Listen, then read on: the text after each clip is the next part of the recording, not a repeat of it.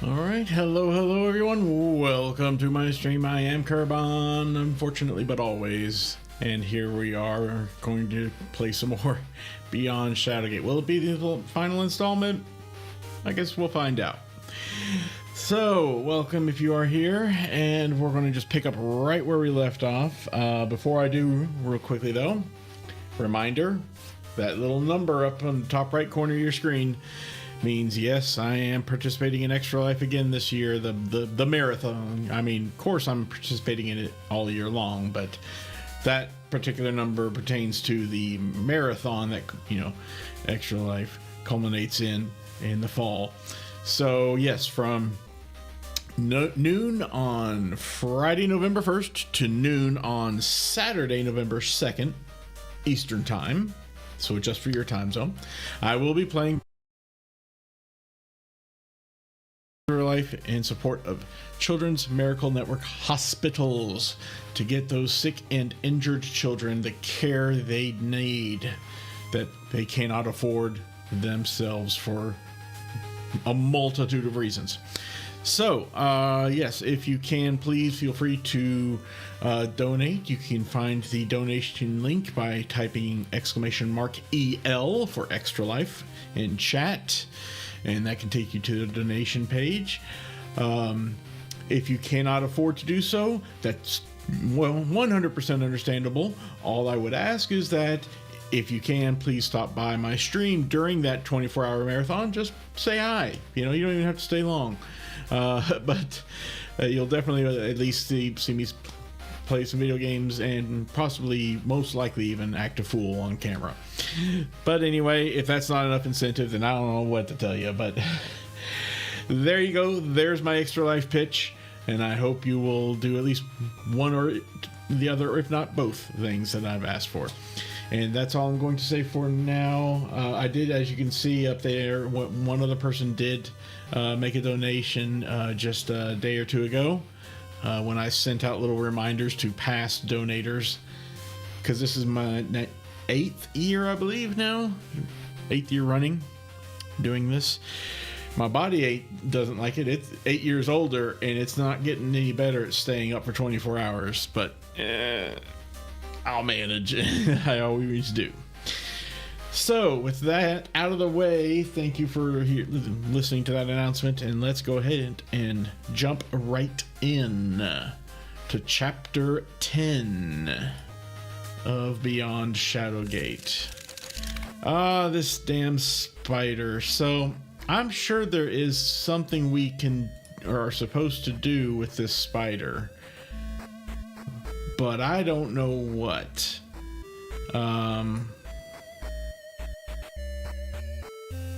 Let's call in power. Continue your search pending. Oh, thank you so much, bird. So, I don't know that any of these spells are going to help us eliminate the spider, because this one lets us travel with fairy stones. This one allows us to see the last moments of a dead body's life before they died. This one summons a local I mean, sure, let's cast it. Drop into you, the spell will bring it forth. Yeah, when the conditions are right. Yeah, which means it's probably not going to work here. Nope, nothing happens. And you remember that your magic won't work here. That's another thing too. Our magic doesn't work in these mines for whatever reason. I don't know why we're remembering that, unless something told us that at one point. I don't remember it, but apparently it appears to be a fact, and so here we are, spellless. Regardless, none of these spells would work as far as I know. This one, like I said, it summons a phantom, I think, that is haunting a place. Well, there's none here that I'm aware of. Polychromus summoned at Light Bridge, but only when we're in the mountains there. Herbicidia kills any vines that are blocking our path. Nothing in near the mines. And Targwenthal reveals hidden things when there's a shimmer, I believe. Let's look at it again and see. In the presence of a shimmer, dispel an enchantment, reveals what's hidden. No shimmers here, it doesn't matter, can't cast spells anyway. So, I promise you I'm not talking just to hear myself talk. We've tried other things like using the magic lens. I think it thinks that, spider's less offensive to as most, but you'd still rather squash it and be done with it. Then squash it. Can we hit? Let's just hit it. Run forward and give the spider a good boot. It tumbles backwards end over end until it smashes against the wall. Having had enough, the spider slowly rises and scuttles up the wall and away until it's out of sight. Well, I'll be damned. The simplest solution. What is it, Occam's razor? The simplest damn solution turns out to be the right one here. Just hit it. No complicated inventory management, no spells, just hit the damn thing. Well, there we go then. Okay. I'll take it. All right, so looks like we're doing fine. No more dropped frames or whatever. Okay, so with that, now we got to figure out how to call forth the mine cart here. We don't want to move forward because that will just fall off. We did that last session. What is this? This just a torch? Yeah, tightly. You can't take it. Right. What about this? Is this anything? This must be the beginning of the dwarven mine proper. Well, perhaps, but yeah, we saw this interesting device here. Called it an orb, a magic orb. Device for storing messages. Fascinating, but for old-fashioned conversation, that's great. And there's a slot. This empty slot may control the magic orb. Great, but I don't think we have anything that fits that is designed for that slot, let alone fits in it. I've tried several different things. Let's try the gold ring. What was the gold ring anyway? Plain gold ring is a symbol in the shape of a handprint. Well, sure, let's see if it'll take a ring. Does not work. No. We picked up a skull candle in the mines here as well. We got all kinds of interesting items here, none of which are going to fit in a slot of a machine like this. Is there something written here that we can read? Hallway carved into the stones. Oh, that's behind us. Let's hit it. Nope, only hurt your hand. Ouch, that smarts. Can we open this slot? You cannot open it. Closing it? Did not close. Don't think we would take it. That'd be interesting. How about just using? Nothing. You can't use the orb. Can we use the slot? Nope, did not work. Okay. Hey, thought it was worth a shot at least. Let's speak to it. Speak in the slot. You received no reply. How about the orb? Nothing in response. Alrighty, now we're definitely running out of ideas here. The sheath could be used fit inside of it rather. Nope, nothing happened. Okay. I don't suppose the tray is small enough to fit in there, is it? Nope, it's useless here. So there. I think I've tried stuffing the bread and cheese, or at least the cheese in the slot. That didn't work. So, same thing with the history book. Nope, doesn't like books. Jailer keys, no. How about the magic lens? If I can grab it. And it does not work. So,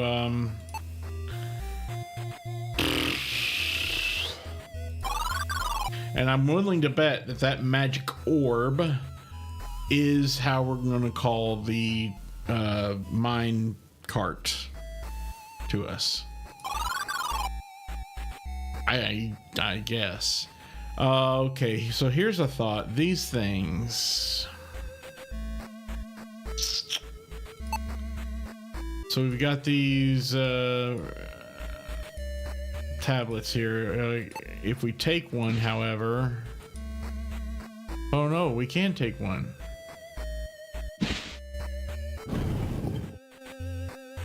Oh, you know what? I think I solved it then. I didn't realize that that one tablet was different from the other three. I figured it would need all four in order to raise these walkway stones. I didn't realize that fourth one had nothing to do with that puzzle. So. And in fact, it is probably to be used in here. Sure enough, you can set the tablet into the slot. What do you know? I figured it out. The orb comes to life as an image begins to form. Oh, the face of a dwarf appears on the magic orb. His concern is obvious. A voice comes from the orb. Where is King Thermor's legion? The defenses fail, Hedrog, and the shadows lengthen. Do not forsake me here. Signs of destruction grow with each step. What was released is no mere beast. No, it is nothing less than the Dark Wizard. Do you hear him? His voice is a lilting aria that pulls at my will even as I ready the few last defenses. I have done all I can. He calls to me, Hedrog, but I will not answer. No, he shall not have my soul. I will deny him this with my last breath. The final word spoken, the orb powers down. You hear the sounds of grinding steel, distinctive of a minecart slowing to a halt. Okay. Odin chimes in. Dark times indeed, but what matters to us is that a minecart should be ready for us. I don't know if that was the voice I was using last session, but it's what I'm going with now, I guess. Let us go, Fenling. There is nothing that could have saved these dwarves. Yeah, that was a bad dwarf voice. It hurt my throat. Let's see if we can take that tablet. Nope, it's stuck firmly in place. All right, well, that's just as well. So as long as we don't need it any time later. Hey, look at that. We got ourselves a minecart-ish here. Minecart's ready to... Pardon me.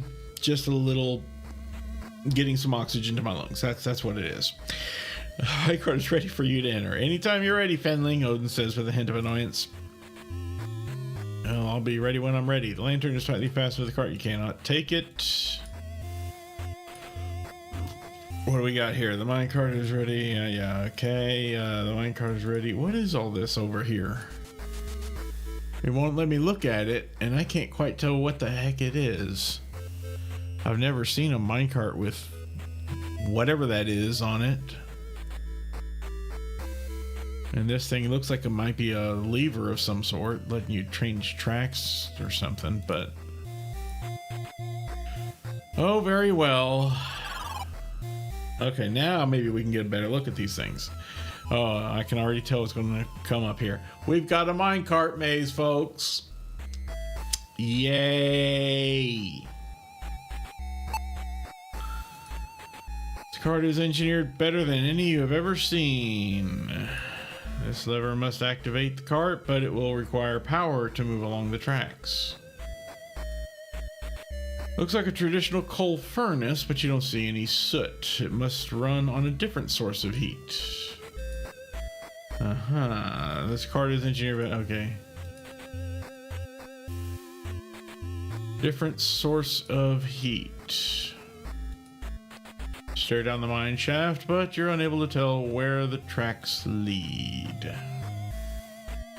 It is the docking station where minecart is unloaded. Alright, different form of heat. Can we open this up? It will not open. And I'm guessing if we attempt to use the lever, you pull the lever, nothing happens and it returns, apparently. Okay. Some different form of heat besides coal. Alright.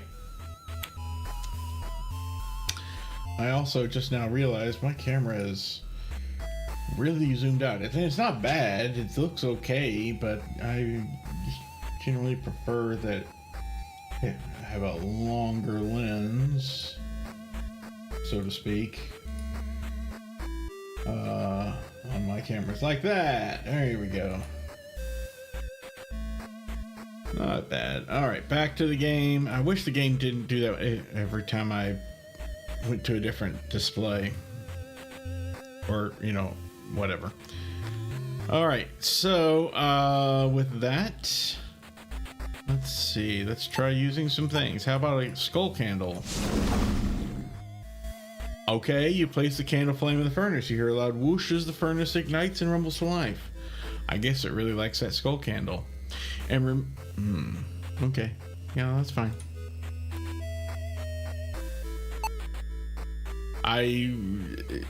Furnace burns with life. The cart is surely ready to take you for a ride. Ooh, I didn't like the sound of that. I was thinking I was going to have to use the lantern. I hope I won't need that skull candle later. All right, let's go. You pull the lever. Cart springs to life, sending you toppling onto your rear. Brace yourself, Dell. Odin crackles from his perch on the rear of the minecart. Cart travels faster, deeper into the quiet darkness of the Mines of Mythrok. It's not that quiet. We got music accompanying us. So you see, Dell, that's how I came to be in the cage. Terribly embarrassing, really. You told me, Odin. That's telling one too many people already. Reply. Time passes. It's a giant mouth bird. Why does a giant mouth have wings? And it spits fire.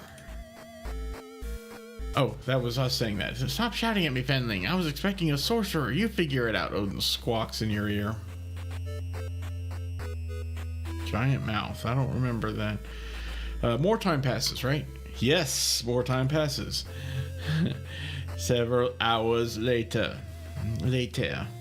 I was keeping the baubles safe, really. Have you ever been to Gwenethil, Odin? I didn't think so. Well, who am I to call you a thief, Dell? No one, that's who. That said, you sound like a thief, Odin replies. Eventually, the cart slows as it approaches an empty platform. Well, that was enough excitement for one day. Quick, Dell, let's be off this cart. I'm uncomfortably motion sick, Odin says slowly. You're a bird. Never mind, I'm not gonna... Okay. Let's look around. You are deep within the mines of Mythrok. You wonder what mysteries lie ahead. You see an ominous stone doorway ahead. You see a device that looks like a dwarven messaging machine. Oh, another one. We don't have any more of those things, though. Oh, and we can't go back now, can we? There's no back space here, so we're here and we're not going back. So, all right, let's look at the messaging machine. Ooh, a little different looking this time, I think. This must be another messaging device, but the shape is unlike the previous one you saw. It reminds you of a safe. Really? The small alcove houses a dwarven messaging machine. Yes, of course it does. There is a large button here. Oh boy. And off to the right as you see the dock where the minecart came to a stop. Well, C button, push button. I guess we're a monkey. The familiar voice of the great wizard Lakmir booms in the small alcove. Welcome, sorcerer. I must ask a task of you. Hidden within this safe is my talisman. Take it and travel to my cabin. Weren't we there earlier before we stepped through that big Stargate? The Soul Stargate, as I like to call it. And we can't get back? It shall reveal the final path you must tread. Be wary, for as you proceed, you'll come to understand the danger you face.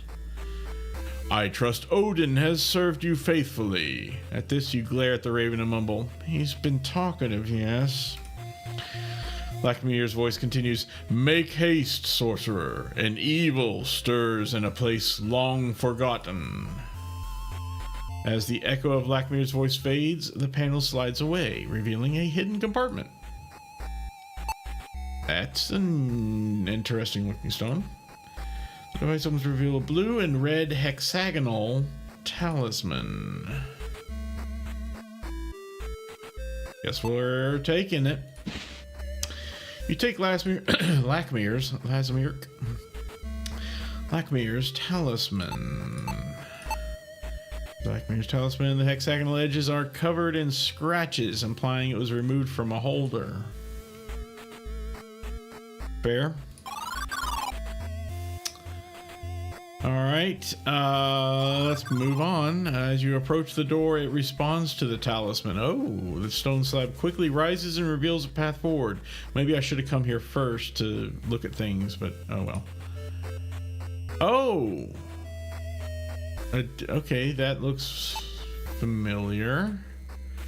Stand before an elaborately carved doorway. Dwarves really do love their doors. Hey, why not?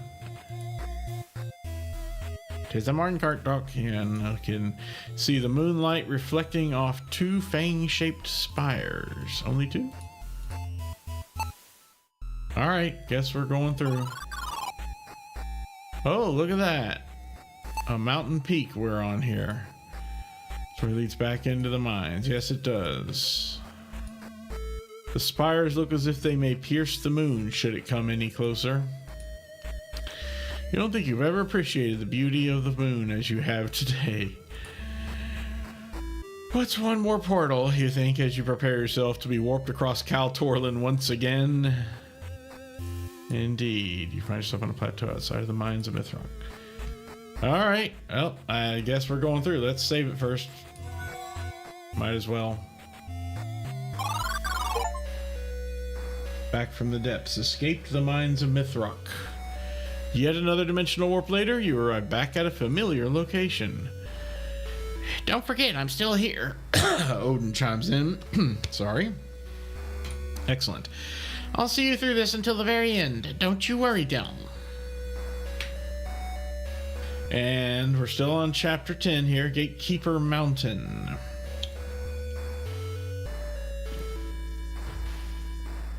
As I recall, all these places down here were on that mountaintop where we met the dragon and had the pickaxe and the ice wall and so forth, ladder, and anyway.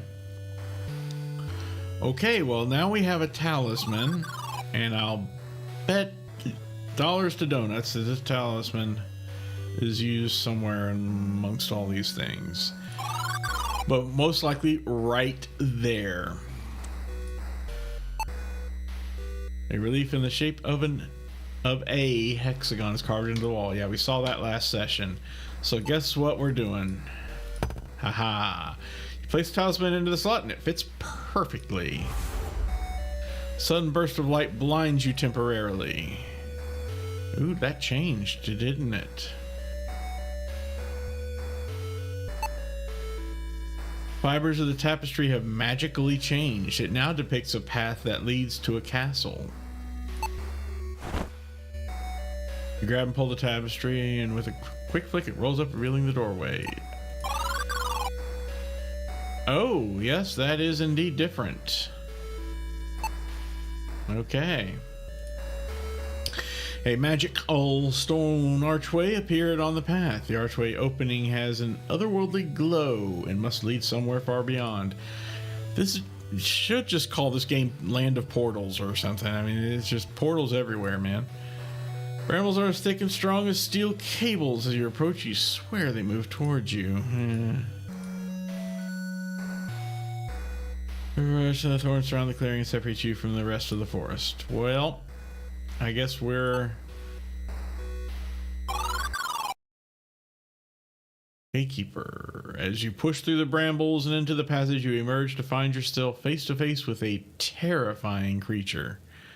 If I could even make out exactly what that, I mean, I see a tongue and maybe eyes and horns and horns and more horns. I don't know. You are paralyzed with fear as the creature gazes upon you. You can tell it's thinking as it looks you over. You stare dumbfounded at the creature perched on the wall. You cannot quite comprehend what it is that you're seeing. Though bestial, its eyes radiate power and intelligence beyond anything you have 'Speak with it? You speak to the eldritch creature. Its eyes focus on you, yet it seems to stare through you. Welcome, Savior, it says in a raspy voice. Savior? Alden replies. You speak. I'm Del. But the creature interrupts. As it speaks, its gaze lingers on your form for a moment, but settles past you. I know your name, Fenling, and your pet.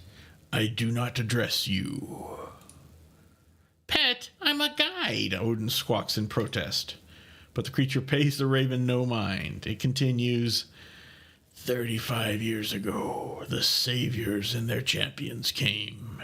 The champions had names. Jer, Eric, Del. The saviors, all brave souls, but in truth, all fools. Their battles raged across all reality. Champions fell and rose again, in monochrome realms or lands ripe with color. Across multiple dimensions, the war repeated. One story, warped, retold, and replayed indefinitely. The truth misunderstood. Cal Torlin celebrated each story's end as the true victor was banished. Its voice becomes grave. The stage is set, and the final act begins. Will you deliver this land from evil? Or will you plunge it into darkness? Savior, the story ends with you. Steel yourself. Lead your Fendling and Raven into battle. Face to face confronted the gatekeeper. Okay, its final words spoken, the creature vanishes. Got that achievement. Okay. I guess we are on the final bit of the game here. As foretold, a great unknown lies beyond this threshold. I guess we're going. I mean, we can look back. The path leads towards a parted wall of thorns, but I feel like that would be a bad thing to do. You know what? I'm going to save it and do that and see what happens. Okay, nothing happens. It's just, okay. Gee, I wonder where we are. Emerging from the brambles and thorns, you survey the imposing entrance to the legendary castle Shadowgate. Finally, after all this time in the game. The ancient towers of this magical structure rise into the sky as if powering the fearsome storm overhead. Smiling at your accomplishment, you are not sure how it worked out, but you are proud that you made it. All right, here we are. Good old Shadowgate. Uh-oh, I see ghosts flying up here, and there's no torches in these holes. You see a door ahead. No shit, Sherlock. Rising from the earth like a great stone titan is the legendary living castle, Shadowgate. Excuse me. 'Tis a dense wall of trees and thorns. Yeah, I guess we can go back if we wanted to. I guess we're going ahead. Yes, okay, so this is definitely very much like the very first screen that we would see in the original Shadowgate game. Obviously, it wasn't run down like this. The door was sturdy. There were no vines, I don't think, no mushrooms. The keystone there was not open. He had to open it in order to find the key, I think. But anyway, let's look at it. It's the entrance to Shadowgate. Excitement swells in your heart. You thought this moment would never come. Yeah, pretty much true. What's over here? It's a sternute mushroom. You used to use these to play pranks on your fellow Fenlings. One whiff of the spores will cause a tremendous sneezing fit. There's your well, I was going to say that's the shoot. Whoops, excuse me. Dang it, what a MacGuffin. That'd be the MacGuffin here, but that's not accurate. That's not really what a MacGuffin is. But it's definitely a key item. I can already tell. I am going to take that, Ofo. You gently pluck the mushroom from the soil, trying not to disturb it enough to release the spores. Achoo! Clearly you are not gentle enough. That's understandable. When these mushroom spores touch the nostrils, they'll cause an immediate and violent sneezing fit, just to us or anyone.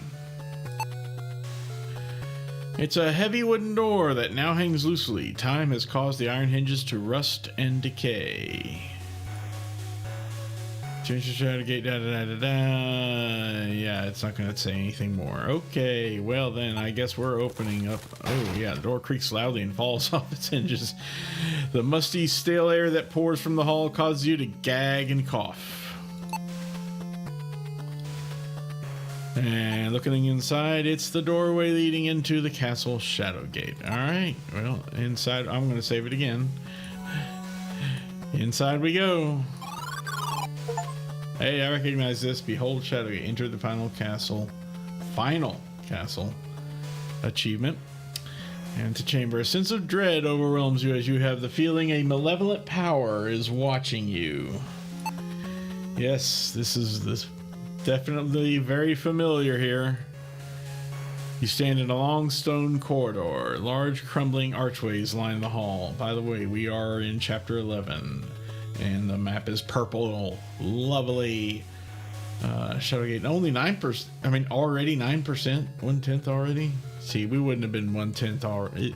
No. Well, that's okay. Excuse me. Coat of dust covers this empty torch holder, implying the torch was collected long ago. Indeed, it was. The story leads outside. There's a stone passage. Stone passage ahead. You notice a closet is built into the structure. Yeah, we can actually go there and look more closely at it. This small cramped storage closet doesn't have much room. You aren't certain what could have been stored here. Well, if I had a better memory, I could have told. I could tell you, but you know. And chamber lines outside of the closet. So I don't remember what there were two items. What items were in there? Anyway, doesn't matter. Okay, and this, looks like someone read that book that was there in the alcove. Whoops, they shouldn't have done that. Or try to take the book. You can read it, but you can't take it. If you try to take it, pit. This stone hallway is thin, even for your size. Wow, really? This stone hallway is thin. Yes. Nothing about the alcove? Okay, fine. See a long corridor with crumbling archways back where we came from. The floor has fallen away, revealing a long vertical shaft. It's quite the drop. Let me guess. You cannot move there. You take a few strides and attempt to leap across the pit. Your little legs aren't quite up to the task and you fall short of the other side.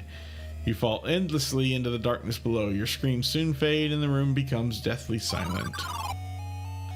And there's the typical kind of skull, very close to the original death skull. It falls to ruin. Yes, of course it does. Alright, in we go. So, stone looks to have fallen away from the mortar. There's a small room beyond the wall. Always collapsed, leaving an impassable pile of debris. Oh, so I guess we have to go through there. But we're not going to do that without some way to cross this pit first. Let's see. Got a grappling hook. I don't think we've actually used it yet, have we? Haven't found a use for it yet. Nothing happened. The item does not work. Okay. Useless here. Fine. We can pole vault. Maybe we can try using the pole to vault ourselves over. See what score the judges give us. I'm not gonna feed anything here. Let us alone ourselves. Let's roll the magic lens. Sure, let's try using the magic lens here. I Item is useless here. Okay. And of course, as usual, none of these spells is going to help us out here. So sure, let's try pole vaulting over.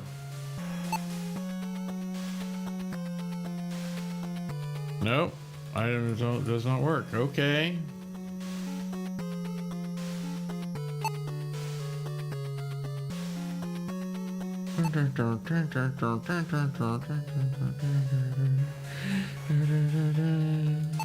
Anything about the gold ring?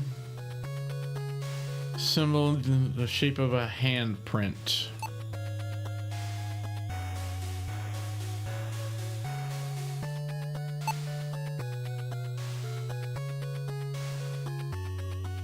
If I had a torch, well, no, I guess that wouldn't work.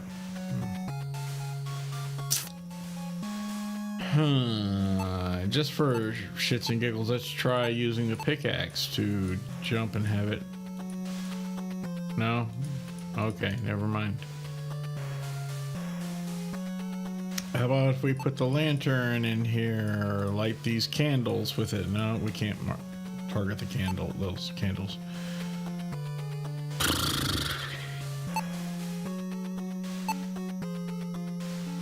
I mean, we can try using polychromus, but the spell does not work here. No. How about calling? No, we can't call any phantom here. Nothing dead here, I don't think. Tachytheos, that was the fairy stone thing. But we're not in Kansas anymore, so I don't think it would even work here. I don't know, maybe it would.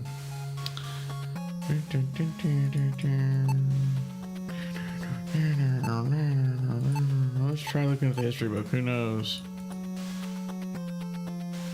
Defeated by a high price, setting sun and fallen. So there's. Oh.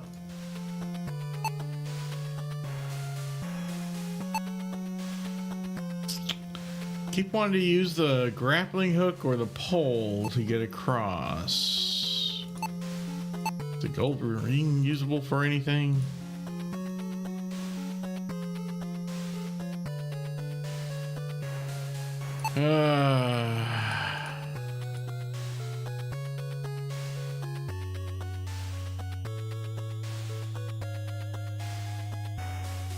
Let's look. Wait a second. I didn't notice the ceiling. Damaged ceiling has revealed a structural beam. It looks like a sturdy anchor point. Duh.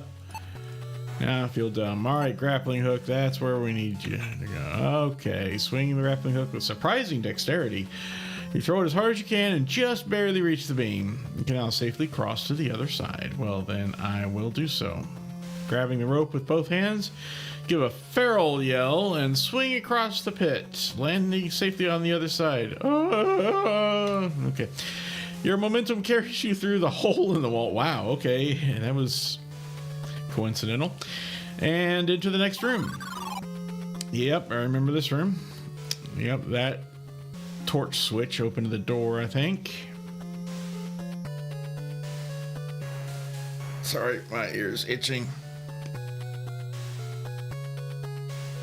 All right, let's continue looking around here. Broken concrete lies about 10 feet below the door. You imagine falling from that high would bruise your bottom and more, not just your ego. This small room is in disrepair. Concrete rubble litters the ground and vines snake along the wall. You think? Large vines are growing up the wall and into the doorway. They look sturdy enough to hold your weight. Oh, do they now? Back to long ago, yeah. Loose, modern-looking nails are barely holding this torch in place. It looks like it could fall at any moment. Through this door, a spiral staircase descends into the darkness, and I bet you to death as well. Am I right? Actually, let's finish looking around. Cool air pours forth from this strange doorway. All right, let me save. Pretty sure going through here would be death. Okay, not quite. Undead chasm. See a creature standing at the edge of the chasm. It turns to face you, then starts to crawl closer and closer. You don't like how it's looking at you. You start to wonder if it's hungry for a fenling. Before your eyes is one of the strangest creatures you've ever seen. For some reason, it reminds you of a moon with legs. Clutched in its maw is a dark blue gemstone. You hear it breathing heavily through its nose. Wow, okay.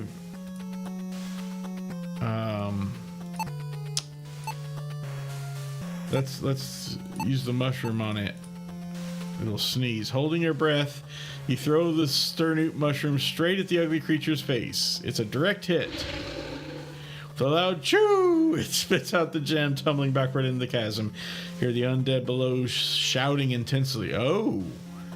After a short moment, the screams are replaced with loud chomping sounds.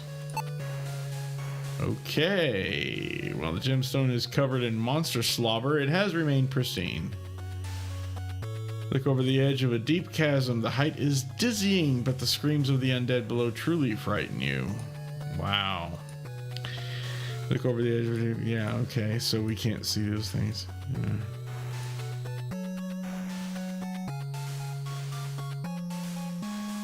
And where we came from up this spiral staircase is a room with rubble on the floor. Okay, that's nice. So now we have a blue gem for whatever that's worth. You collect the blue gem as Odin squawks. Lackmere spoke of these gems. They functioned as magical keys in Castle Shadowgate. Shame Lackmere isn't here to instruct you, he finishes. You reply, true, but Jer is. He may have some advice. Wait, Jer is with us? Since when? What? Jer has not been like shadowing us and following us into here. How is Jer? What? I am really confused.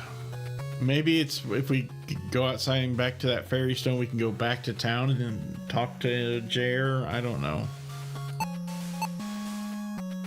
It's a large dark blue gem that once helped Lord Jer traverse Shadowgate. You wonder if he can unlock its secret. So in other words, it is kind of hinting that we go back. All right. Well, let me save. Yep, here we are. Your cool air greets your face when you enter this stone chamber. A slithering noise causes you to halt and hold your breath. Oh my, the source of the sound makes itself known. A frightening basilisk slides into view. If you catch its gaze, this mythical creature can turn you to stone in an instant. I'm trying to move back, but the basilisk turns its cold white eyes towards you. Your limbs stiffen and become heavy as they are turned into stone. The weight of your body lowers you to the floor as the creature slithers closer. The last thing you see is its maw opening wide. Your failure, evil has prevailed. Alright, well, let's try. Let's, arrow hall. Oh, that's right, because there was an arrow on the wall, I think. Alright, well, let's head on back. Shame there isn't a nice fairy stone right here. That would have helped out, but that's okay. Fairy stone isn't too far. There it is. So let's go ahead and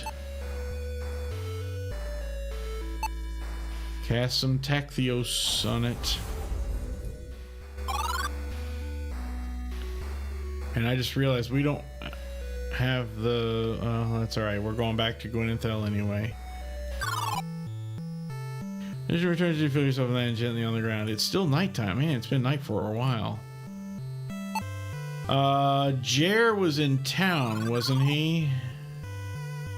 Or in here. Yeah, he was in here last time. There's Jer. How you doing, Jer? Tell Jer the events of your perilous journey and ask for his help, expressing your fear that you can't do it alone. Excuse me. He thinks quietly, then says, I was no one, not even a good soldier, when Lackmere sent me alone to Shadowgate. Know that I do not meet you by chance. I command you, be strong. Trust that your will and wit will see you prevail.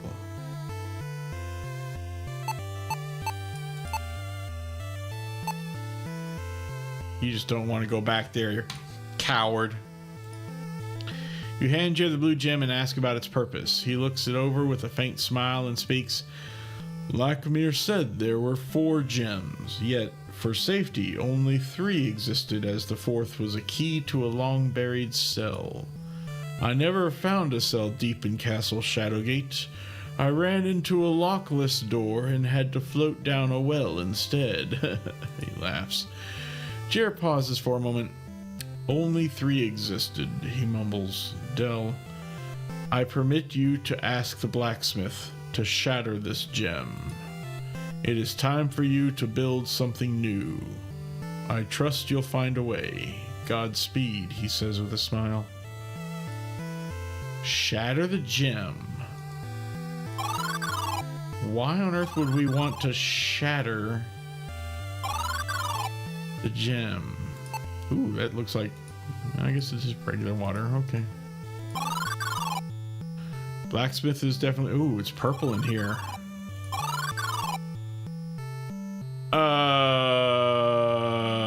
What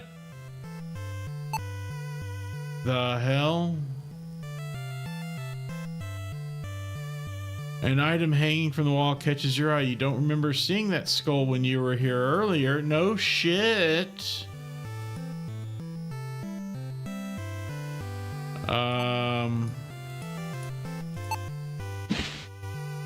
Ignoring the growing sense of apprehension in your gut, you take the skull from the wall. Okay. It's a skull hanging from ropes. You smell the residue of burned incense in a hole at the top. It exudes an evil presence.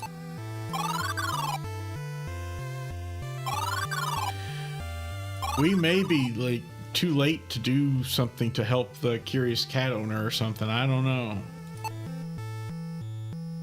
The barkeeper's wiping the bar counter. You look at the job he is doing and debate whether to tell him he missed a spot. Yeah, we heard that before. Oh no, there's the curio shop owner. Thinking unusual to see him relaxing away from his store. Barmaid still exudes energy, but she does seem worn at the end of her long shift. The weapon shop owner, yeah, see that he keeps sneaking glances at the barmaid. Well, he's sitting right next to her. And we already know that. Whatever. Let's speak with him. Wave to get the barkeeper's attention, but he seems to be gazing downward and does not notice you. Well, you try harder to get his attention. Shit. You say hello to the weapon shop owner. He does not respond to your words. Why the fuck not? Come on, dude. We're buddies, ain't we? He looks as if he's listening intently to something, but you hear nothing. I don't like the sound of that. You greet the barmaid. She mumbles quietly and returns to her business as if something is occupying her mind. Try to spark a conversation with the curio shop owner. He replies as if in a daze. I always lock up at night, every night for 35 years. At least I think I did tonight.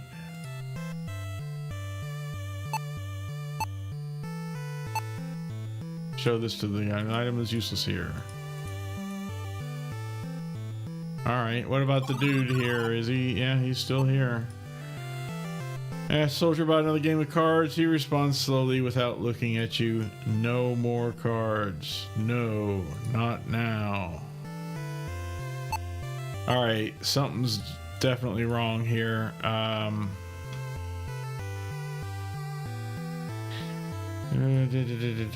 there we go. There's the exit.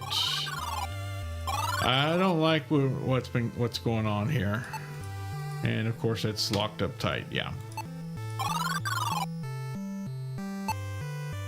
Blah blah blah blah. All right, let's speak with him. You greet the blacksmith. He smiles widely and replies, "Hello, Fenling. Is there something I can do for you?" Yes. Can you crush this? You ask, handing the blue gem to the burly blacksmith.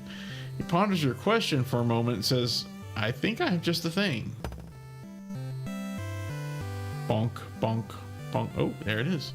With a swing of his hammer, he smashes the gem. There you are, free of charge. Shame to destroy the beauty of a gem like that, he finishes. You nod slowly in agreement.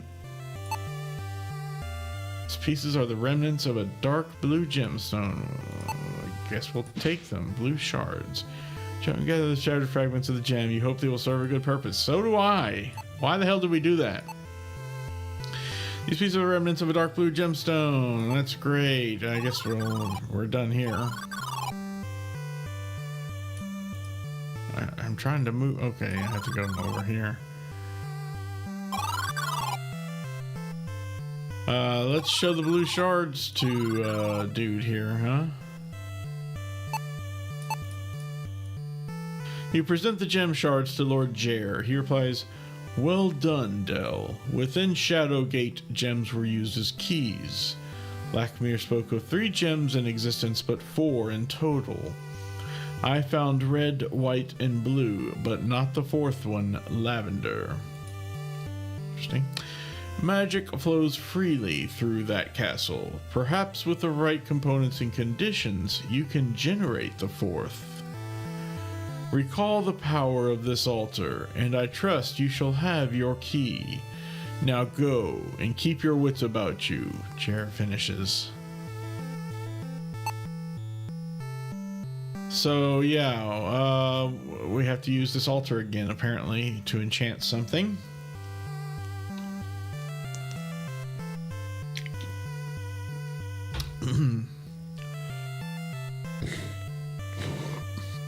I think the instructions are in this book right here. I could be mistaken. Foul enchantment casts fog upon her land and twisted roads, shrouding it from view, halting trade and starving her people. Queen offered a rod and gold to the statue, placed her glasses upon the altar, and spoke a prayer for piercing vision. Yeah, that's right. She saw through the fog and led caravans back to her people. Well, the thing is, the statue's destroyed. So I don't think we can really use these blue shards for anything.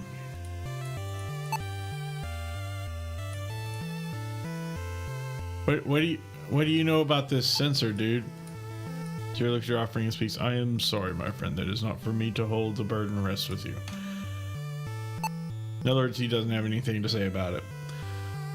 How about the gold ring? Nope, same thing. Okay. Excuse me. We do have a couple gold things now. A gold ring and a gold dagger.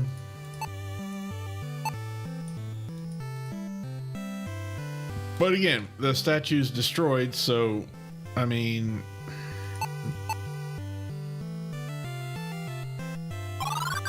nothing really we can do there. Alright, well, let's,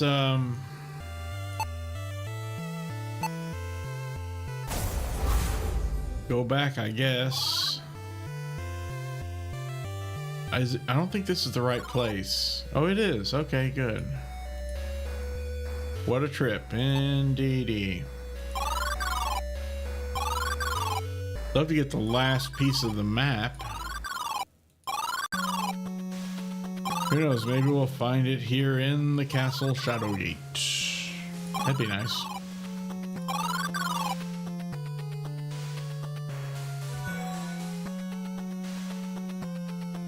Okay, and we can't go anywhere from here. That's just a dead end.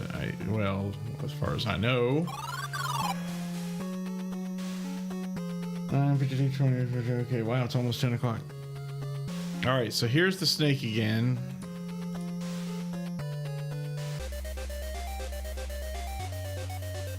Is it gonna? Do I actually have time to do something with it? Like, before your fate is sealed, you shield your face with a tray and run towards the monster, reflecting its gaze. Yes. Intense heat sears your fingers, making you drop the tray. However, your plan worked and the basilisk petrified itself. That's the second time we've used that tray. And it saved our lives, and it worked wonders. Basilisk turned itself to stone. Basilisk has... what about this thing? Nothing? We can't... Oh, okay. Fine. The elegance of this stone betrays the fact that this is the pen of a vile basilisk. Pen, okay. A circular button protrudes from the wall, well beyond your reach. You won't be able to press it by hand, but maybe by pole. The door is locked tight, but you don't see a keyhole. Alright, well, let's hit it to knock on it. Oh, that's smart. It will leave a bruise. Nothing happened. Well, let's get our pole out. Not that pole. Different pole. Hit the button. Damn, it's useless here. Well, I guess the pole isn't long enough. Can we throw the dagger at it? Nope, nothing happened. Magic lens doesn't work here. Nothing happened and is useless here. Okay, nope.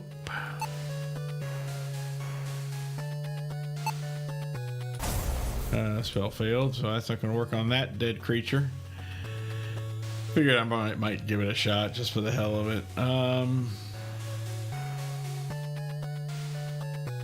not in the presence of a shimmer, are we? No, we're not. Okay.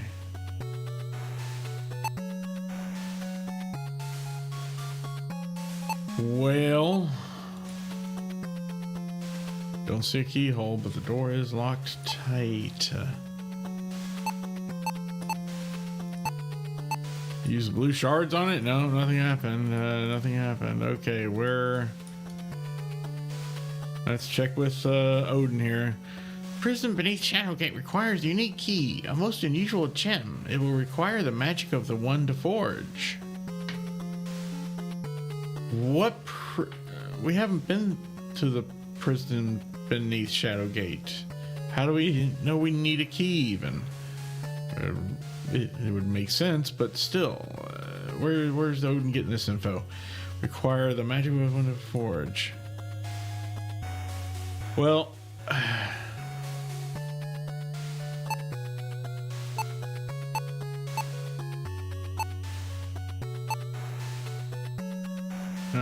no, okay. Maybe there's another statue we can find somewhere, and we put something gold in its one hand and the pole in the other hand to serve as the rod. I hope it doesn't have to be a golden rod. And then those shards, blue crystal shards on the altar, and then have it bless them to create the key or whatever. I don't know.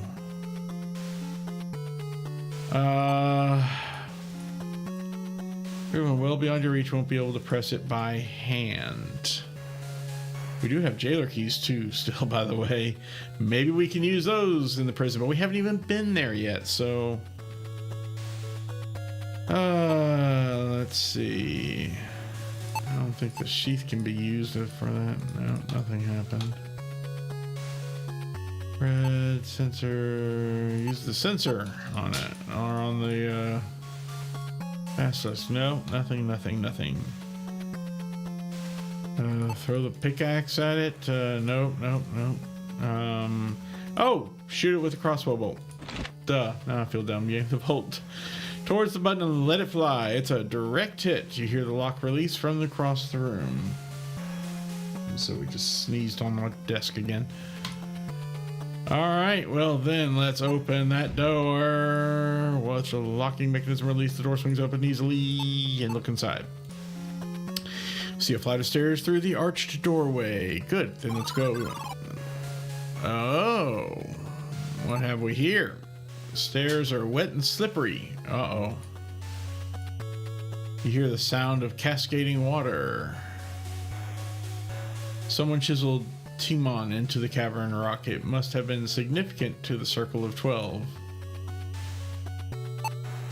TMON. Okay. Ah, this looks maybe familiar? Not sure at this point. Sounds of water cascading over a cliff echo through this underground cavern. I would imagine that it does. Ascending stairs have been cut into the cavern wall. You see a sandy shore through the doorway. Interesting. Looking at the worn stone, you imagine the waterfall used to be much more impressive. It's slowed to a gentle trickle. That looks like more than a trickle to me. The landslide has blocked this path. There is no way for you to clear it.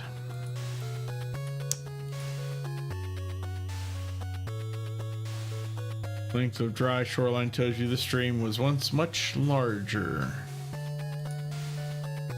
Wouldn't that be the width of it, or I don't know. Okay, we can't go there. Moving that way is just where we came from.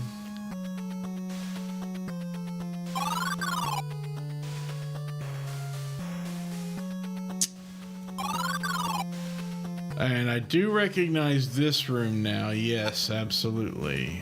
You see several doors in this small hallway. No shit. See an underground waterfall through this doorway. The river that formed this subterranean cavern and lake has dried up, leaving an empty bed. Several bits of this skeleton are missing. You wonder if the nearby shark bones had something to do with it. Oh, yeah. Remains of a shark lie here. With the water gone, it clearly couldn't survive. No shit. There's a path here that leads down towards the center of the lake bed. Ooh, really? And you see several doors in this small hallway. Alright, just out of curiosity, since we're, you know, here, since we see a dead human here, just for the hell of it, let's try casting this. Yes, indeed it works. Momentarily lose focus and your sense is real. A dark figure with eyes like burning coals stands tall above you. Why, my brother, you ask as chains circle your neck. A deep voice with a gentle lilt responds, calm yourself, young Ronlin. There is much to do. Now close your eyes, dear brother. You gasp as the chains clamp down tightly, pressing your body forcefully against the cold, hard rock. Trying to forget the horrifying vision. I don't suppose we can do it on the shark. No? Okay. No one cares about the shark. Sure, let's go down towards the center of the... Oh, look at this. Look, we might have found here. Without being fed by the waterfall, the lake dried up. Only dirt and rock remain. And a piece of the map. A small piece of parchment rests on the dried lake bed. I'm sure it's the map. What is all that? Looks like it's a cave opening out to the night sky. Those are stars as well as some waterfalls. Quite lovely looking, actually. Alright, let's take the old scroll here, open the parchment, and see it's another piece of a map. There's a note scribbled on the back of the paper. Oh, the dark energies of the castle have allowed the lake algae to take to land. It subsists on meat and becomes quite ravenous. Luckily, as it is floral, it is susceptible to known plant magics. If you're glad you came across this note, you wouldn't have known this information otherwise. Content with your good luck, you decide to press onward. Then that herbicidia will definitely come in handy. Finally, there's Shadowgate. We've finally completed the whole map. Even though it says 86%. Well, I think that's just of the entire game. 86% of the whole game that we've completed. All right. Oh, yes, this place here. The construction of this hallway is characteristic of mountain dwarves. They were once enslaved for their fine craftsmanship. Sucks.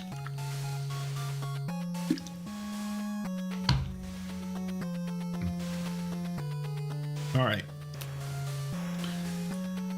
You see a shoreline through the doorway. Yeah, we've been there. You see a room with a pedestal. The air flowing from the room is very cold. I remember what's through there. Through this doorway are 2 rows of coffins, and I remember that as well. All right. And there's nothing behind us, I guess. Yeah, because that's where the rock slide happened that we saw earlier. Only 2 rooms into the castle. Yeah, okay. This small room smells terribly of rotting meat. Luckily it's cold here, or else you imagine it would smell much worse. Coat of dust, yep, there's the torch thing there. The hole adjacent to the door was likely once used as a keyhole. Indeed, it no longer serves any purpose, however, as the door is not locked. Oh, good. If I remember right, a gem went in there to unlock the door. So the door braced with iron is unlocked. Moisture from your fingers immediately freezes as you touch the pedestal. This must be the source of the cold. I remember that you put that sphere on it. It turns the sphere to ice. You take it over to the lake, drop it in, it freezes the lake, and all that kind of stuff. There are pieces of what once must have been a large white gem. And it is a small metal door with a single handle. You have seen enough of these on your journey to know it's a trapdoor, no shit. Okay.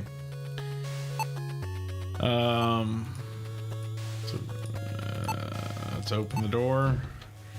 Door provides little resistance as it opens easily. Now, I'm saving because I remember what's in this next room. I think I remember anyway. I'm pretty sure this is where the dragon is. This is a very cold room, and next to it is the very hot room where the dragon is. And you can only pick up a few items before he roasts you, and you have to pick them up in a particular order. Things like that. Let's see if he's still here. Yep, this is the room, all right. He lives in that little alcove at the end. Well, I don't know if he still does. This long, dark hallway is uncomfortably cool and quiet. Darkness makes it difficult to see into the archway, but you hear nothing moving. There's enough gold here that you would drool at the sight of it were you not so exhausted. This heavy chest is plated with iron. It is locked. Of course it is. And I don't suppose we can use our jailer keys on it, right? No. How about these? Let's use a pickaxe on it. Pick it open. Closest thing to a crowbar that we have. How about this? These blue shards? No. Okay. Just for shits and giggles. See, apparently the dragon is no longer here. Let's try taking some gold. You failed to take it. No. Okay. How about the chest? Nope. Failed to take it too. Hit it. Boom. Yeah, we'll leave a bruise.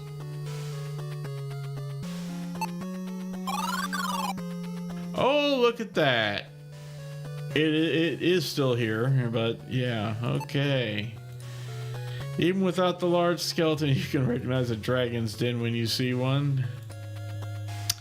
The skeleton was once a fearsome dragon. You're certain many brave warriors met their fate at its fiery breath. Looking closely, you see the bones are petrified and the wings shattered. Wow.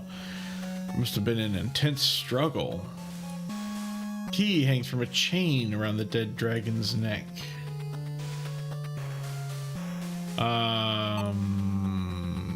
I guess we'll take it. Even though the dragon is long dead, you still slowly and carefully snatch the key from the chain around its neck. You never know. That's fair. Steel key. The small steel key has been scorched by the intense heat of dragon fire. Ooh, I hope it's still usable. And because we got a dead creature here. Nope, doesn't work on non-humanoids. Apparently. Still. There we go. Yep, steel key works on that. And let's open her up. You open the treasure chest, eager to see what's inside. And just contains an old parchment and a small bottle of mysterious liquid. You grab the scroll from the chest. You unfurl the paper and read a short note. Stone Devil skin is impervious to physical and magical attack. However, it is susceptible to chemical degradation. Stone Devil skin. Interesting. I prepared this concoction and have locked it away for use during only the most dire circumstances. You discard the scroll. And that must be this, bottle 6. The bottle from the chest. I remember because there were several bottles of with unknown contents, at least unknown to the player. In the original Shadowgate, they just numbered them, so you could, differentiate between them without knowing what was in them because they didn't have labels or anything.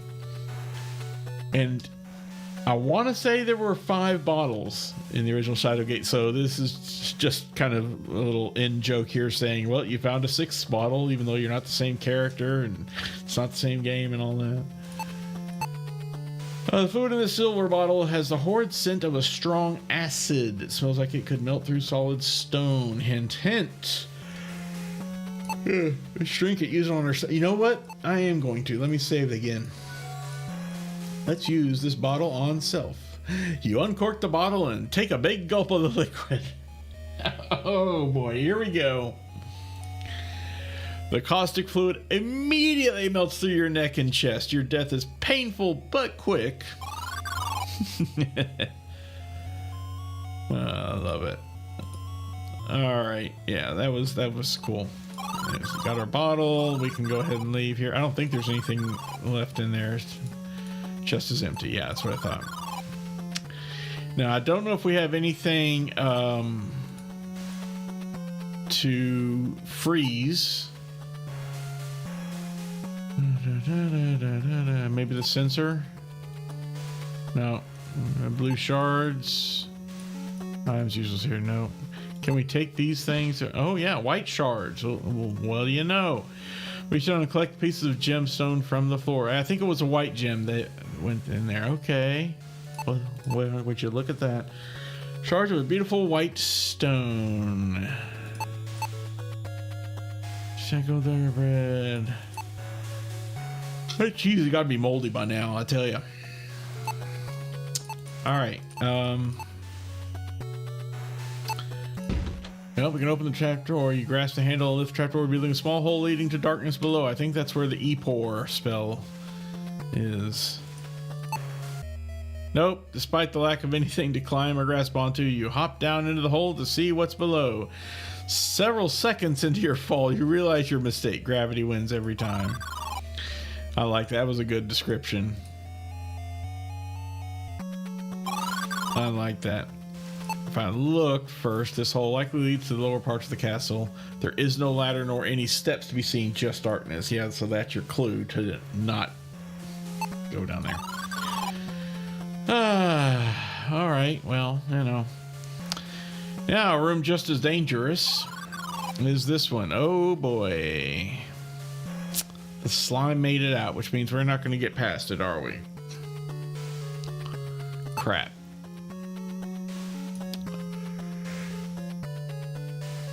Ooh, excuse me. There are 3 wooden doors in this small hallway. Really? They look like coffins to me, but I guess they're doors. Or, I don't know. A blob of algae destroyed the coffin door. Oh, I see. Plant life that can melt silver probably won't be good for your complexion. Well, we do have a spell that can handle this then. Since we read what was on the back of that map piece just a bit ago. This coffin is an ancient deathbed. You feel like opening it isn't worth the headache. Yeah, probably not. There is a pile of ashes on the bottom of this coffin. Yeah, sure is. The occupant of this coffin must have been wealthy, as the lid is made of solid gold. The coffin lid is made of stone and is cold to the touch.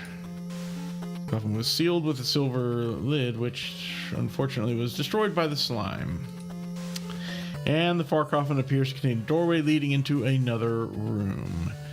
But to get there, we're going to have to go through here. But we're going to see what the death is like before we go through. Oh, look at that. You try to step around the glob, but your foot touches the slime. It quickly engulfs your body, which dissolves immediately. Wow, that was fast. Your passing was painless and instant. Despite all the peril you survived on this journey, you got slimed to death. Keep having flashbacks of the blob. All right, well, we know how to handle this, I think, so let's do it. Yes. Speak the magic word. The green glob before you shudders and quakes for a moment, then rapidly dissolves. With the slimy menace gone, you are free to pass through the corridor. Excellent. All right. Another save, because I think all the rest of these coffins, if you open them, are death, right? You cannot open that. Oh, I guess we're not going to be opening them anyway. Never mind. Or I think we smashed them open or something. I don't remember. Anyway, through here, and I do remember this as well. We don't want to smash the right one, I think. That one is, yeah. Pieces of shattered glass are scattered across the ground. Yeah, I imagine so. These mirrors remind you of the funhouse at King Otto's Fair. I think we got the same message in the original Shadowgate. Those mirrors made you look short. These do too. Okay. Surface of this mirror has an unusual shimmer. It's quite hypnotic. Hello, shimmer. Solid iron door looks fused to the wall frame from intense heat. Shards of mirror cover the floor. Yes, I remember what's beyond that door. The mirror has been shattered. Oh, but we know about that though. And there's a small hole in the floor. You can't see how far down it goes. Can we take any of the glass shards? No. Okay. Can we move down there and die? Yes. Without thinking twice, you jump into the hole expecting to find a rope or something to slow your descent. Yeah, that's the smart thing to do, of course. But there is no rope, and it is not long until you shatter your legs on the ground. You are in agony. Eventually you perish. It's brief, but okay.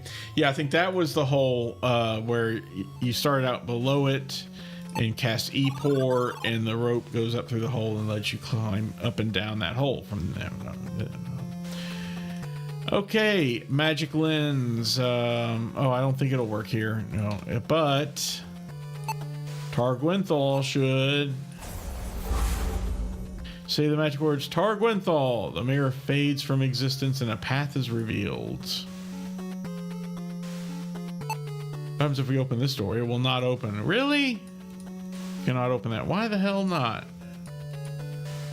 Solid iron door looks fused to the wall. Oh, fused. Okay, that door was actually what led to the rest of Castle Shadowgate. And I guess you could consider this like the bottleneck, maybe, or so. But yeah, there is lots more of the original Shadowgate game beyond that door. Now I guess we're not going that way. So. Oh boy, a dark passageway extends behind the mirror frame. Then let's go through it. Oh, look at this. You stare down upon what was once the meeting place of a council. The scars of battle are etched throughout the chamber. Interesting. These stairs lead into the chamber. These stairs lead... Yes, I know they do. Shut up. Okay, so we have to actually go on down, and the door leads back into the mirror hall. Oh, hello. Cracks line the floors and walls of this chamber. It looks like a tremendous blast occurred in this very room. That's all. Stairs ascend from the chamber of the Circle of 12. A scroll sits unassumingly on the ground. Well, I guess we're taking it. Truth of 12. Oh boy, you take the scroll. And hello, welcome, M. Tigress. How are you doing? How's the Mist of Adventures today? Pretty adventuresome. I feel I am getting mighty close to the end of the game. 50% of Shadowgate Castle itself completed. And I have a feeling this scroll is going to have some interesting information in it, possibly spoilers. So if you don't want to see spoilers, I don't know. I have no idea. I haven't read it yet. So let's see. You read the ominous scroll. The truth of the 12 can only be revealed to the one that finds the pieces of memory left behind by the 12. The one with the power to summon a phantom, can make the memories visible. They will then be yours for the taking. With the spell cast, the memory condenses and materializes, ready for collection. Beware, should you perform a summoning in the wrong place, a wraith will surely appear and steal your soul. Roman numeral 1, presumably. I guess they have a Rome in this world.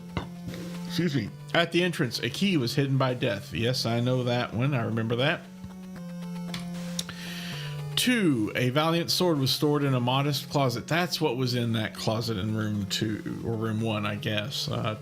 2, I guess. We'll call it 2. It was a sword, yeah. 3, a frozen orb once sat on a pedestal. That's indeed, I remember that. 4, a servant's broom once swept the shards of broken mirror glass, always stored to the left. That sounds familiar, but I don't remember that. 5, a weapon of modest means shelved in storage. Was that the sling, perhaps? I'm not entirely sure. 6, the arrow of the hall no longer sits in its cradle. Well, that's the truth. It's definitely not in there. 7, a perilous bridge was one of the ways across the chasm. That's true. There were 2 bridges. The one on the left was stone. The one on the right was a rickety swaying rope and bridge, whatever. Yeah. And you had to cast a spell that made you light as air, and then you could go across it. I remember that. And that's what led to parts of, or at least one part of the Staff of Ages, if I got the name correctly. Oh yeah, so Perilous Bridge, one of the crazy. Yep. Its owner long gone. Only the scepter remained in the coffin. Yep, one of those coffins I remember was a mummy. You burned the mummy, and a scepter was left in its place. It was like inside the mummy, I guess, maybe, or behind it. I don't know. Anyway. 9, a means of protection lay at the foot of a chest and surrounded by treasure. Yes, I remember there was a shield in that dragon hallway where we were at. You had to pick that up first so you could pick up like 2 or 3 other things before you left. And the shield became melted. 10, a book of ill fate was once read by candlelight in the alcove. Yes, that was in room 3, I guess. You know, go down the stairs to the alcove on the left. There's a book. You could open it and read it, but if you tried to take the book, then they opened up the pit and you died. That's what I was talking about when we first got in here. 11, rather. We drank to the honor of Timon at the stairs. Oh, I remember that. Timon. But I don't remember drinking to the honor of Timon at the stairs. Maybe we have to drink something. Oh, that's going to be the acid is used there, I think. I'll bet. 12, Evil Eyes once oversaw the antechamber. Evil Eyes oversaw the antechamber. Oh, yes, I remember when you first stepped into the castle, eyes appeared and looked at you and then disappeared, and it said, I don't remember the message that was displayed, but yes, that one is truth, yeah. You know you cannot complete your quest without solving this riddle. You must find the memories of the 12. Okay. Well, at least we can read that any time, so I guess we're going to have to cast that summon phantom thing in each of these rooms, perhaps? Which means this is one of them right here. Do we have to do them in order? If so, then we need to go all the way back to the beginning, which we can't go through here. We have to go long way around. Timon. There's that. We come back down here and through here and through here and through here. So here's number 1. Remember 11. Yeah, I honestly don't. I'm not sure if that was even in the original Shadowgate. It didn't look familiar to me. So, all right, let's see what happens if we cast here. Number 1, Edict Spritus. After a brief flash, you see a vision materialize before your eyes. Oh, look at that. Hello. Faint image of a key is visible in the compartment. Do we just take it?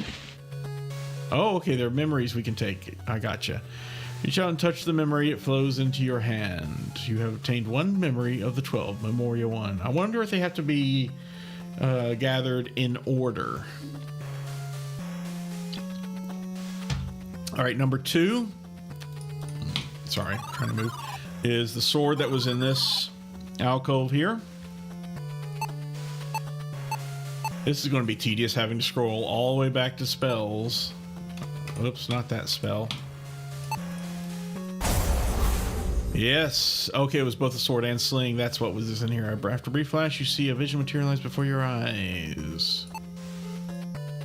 Ghostly image of a sword has appeared. This must be a memory of one of the 12. You see the faint image of a sling. This must be a memory of one of the 12. So they were. The second memory was this one. So let's take it. Reach out and touch the memory. It flows into your hand. You have obtained one memory of the 12. Good. Are we allowed to go ahead and take this one? Even though it's out of order, it's not number 3.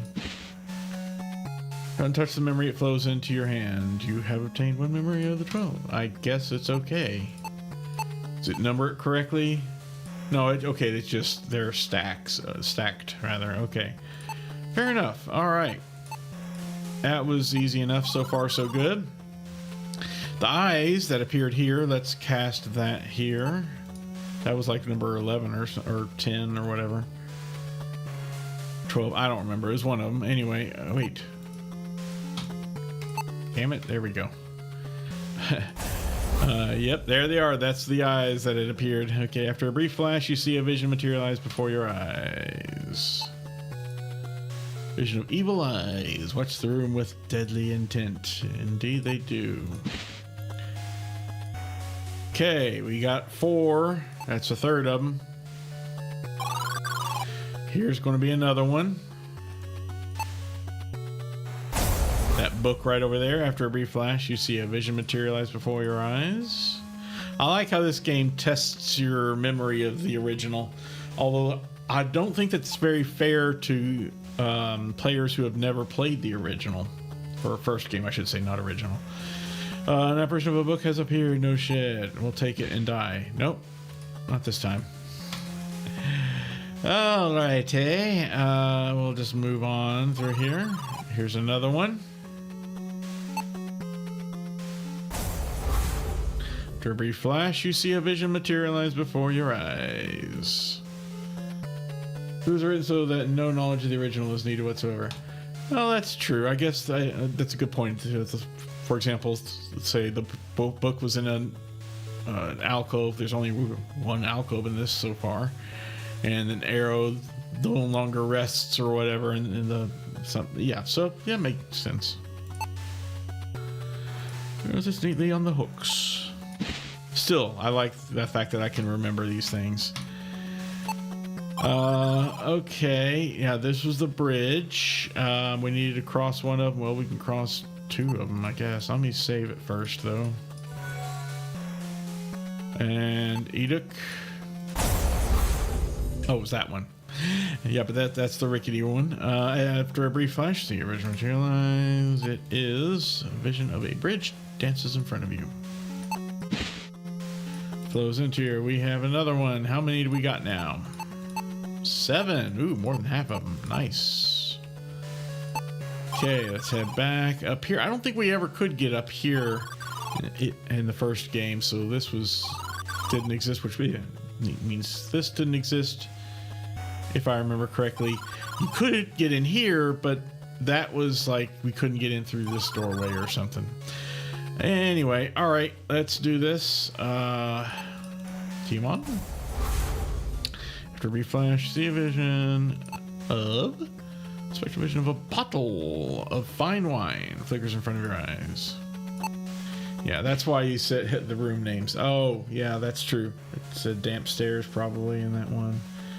You could oh, I remember reading about that at one point, that like one of the early versions of the game, the Mac version probably, and a specific version number, you could get back there by a certain, not console command, but a trick, kind of breaking the game in a way they didn't really mean for you to be back there. So I guess this is kind of their way of honoring that somewhat well-known fact of Shadowgate's history. That's neat. I like that they did that. Okay, let me get to reread this and see which ones I'm missing now. 4. We're 2/3 of the way through. Didn't require breaking the game anyway, just a very well hidden room. Okay, maybe it was like they had to click a certain spot or something. But I remember it was like specific to that old Mac version or whatever. Or Apple II or whatever it was. I don't know. Anyway. One with part of something. Okay, 3 frozen ore. Oh, it's skipping all the ones we've already collected. Great. Doesn't have a room name here, but it's kind of obvious where it would be. The cold room. Search room would sweep the shards of a broken mirror glass. Turn on, gone the scepter, meeting the coffin. Fill the chest surrounded by treasure. Okay, really, that's all. All right. So not in here. But over here.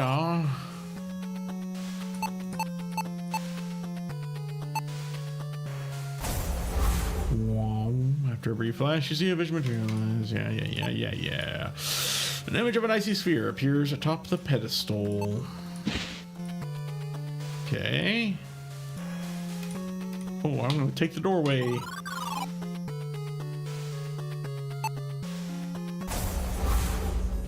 After a brief flash, you see a vision materialize. Vibrant, ghostly image of a shield sits on the ground at your feet. Okay. 2 to go. One's going to be right here. I think it was on this one too. Not that I think we have to be specific, but yep, it was that one. After a brief flash, you see a vision materialize. Oh, crap. I didn't mean to hit it a second time. Well, there we go.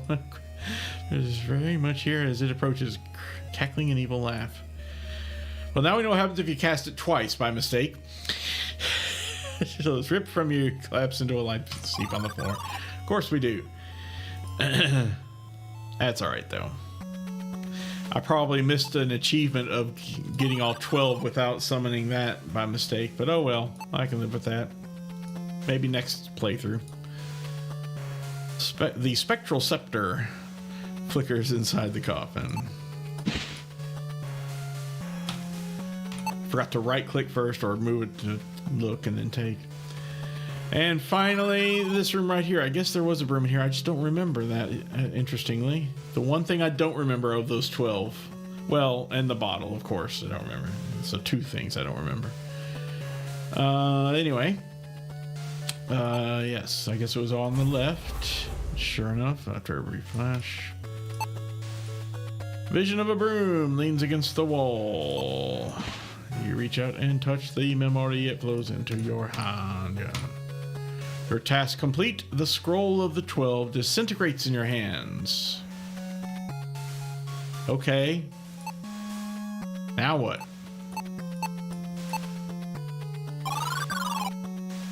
Having gathered the fragments of the memories of the 12, you enter into the chamber and pause mid-step. Your mind is flooded with visions of an event from long ago. Ooh, a booming voice speaks. Talimar, for your crimes of delving into the dark arts, we condemn you to imprisonment. You hear a soft chuckle and a deep voice responds, It is good to see all of you, gathered here like the fools you are. Suddenly, the sounds of chains snapping and hiss of lightning echo through the chamber as the prisoner rises to his feet. Nice. The figure in the center channels immense energies and summons unfathomably powerful magics. You see bodies ripped apart and flesh destroyed before the might of Talimar.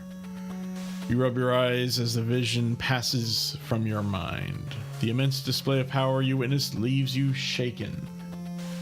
Odin speaks slowly. This is why Lakmir fears the return of Talamar. The world cannot endure the might of such an evil. We approach the end, Del. Tread carefully. I'll say.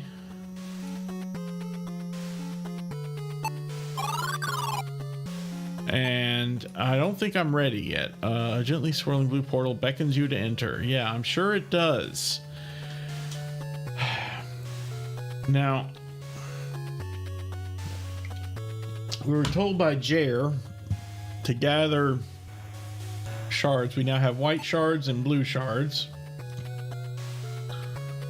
And to like use the altar or whatever to combine them. But that altar's destroyed in that temple in town. So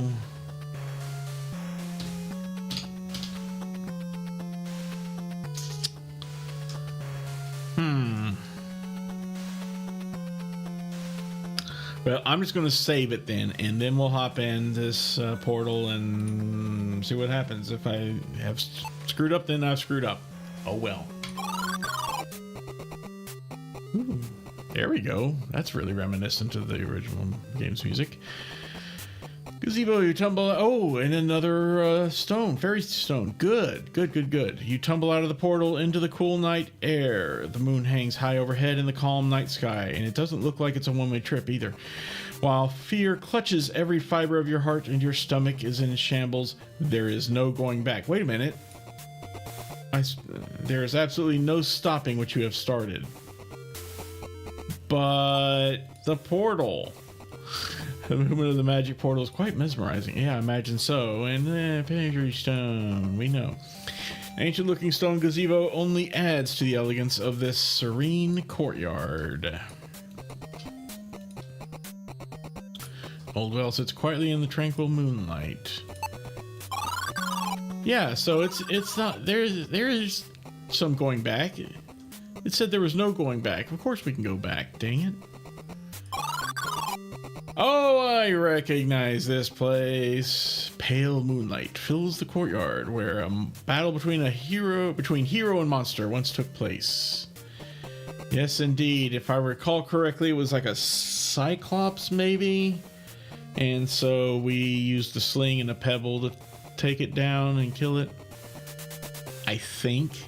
And this was right after the room with the fire and the bridge over the fire, which is right after the mirror room, if memory serves. Anyway, yes, and I do remember there was a well there, and this leads to the other part, like the second half, so to speak, of Shadowgate. Large skeleton belies the serenity of this courtyard. In fact, there's the stone I think we used too. A large blot of a dark substance on this perfectly round stone. Dark spot smells faintly of iron. Large scythe must have been the weapon of choice for this cyclops. Oh, it is a cyclops, yep. You wonder how Jer managed to slay such foe. I wonder how I'm able to remember all these things from the first game. I guess I played it more than I remembered. You see the entrance into Shadowgate proper. Decades of neglect left this well a crumbling mess. That's a shame. And the courtyard extends in this direction towards a tree line and a gazebo. I guess we can't go in the well. No, we can't move there. Just for shits and giggles. This is a humanoid. It's a cyclops, but it is a humanoid. I wonder whether or not this will work on it. It does. A puny human stands across the moonlit courtyard. That'd be Jer. He looks like a fool twirling something overhead. You hear him shout words you don't understand. Oh, I can't remember what we shouted in the what the player shouted in the first game. Then feel a sudden sharp pain in your eye. Shaking your head, you try to forget that the horrifying vision. I like that. That was cute. Can we take the rock, the stone? No, it cannot be taken. That's a shame. How about his scythe? Oh, we can take that. Relieve the long dead Cyclops' weapon. You hope to make better use of it than he did. It's so intensely sharp you feel it could cut through time itself. It's a weird way of putting it, but okay. I did look at the rock, yeah. Large blot of a dark substance on this perfectly round stone. The dark spot smells faintly of iron, i.e. blood. Blood always smells like iron, which is weird, but yeah. At least for us with, you know, iron-based blood or whatever. You know. What is it? Spock has copper-based blood or what? I can't remember in that old Star Trek episode. Anyway, so, yeah, so that was the stone that we used. Let's see, I guess we're gonna just keep going. Yep, I remember this. Now is where my memory really starts to get a little fuzzy. I don't remember the second half of the castle as much as the first half because, of course, I got stuck, you know, in here somewhere. I had to look it up in the walkthrough, and I just used the walkthrough from that point on, and allowed me to finish the game the few times that I did. All right.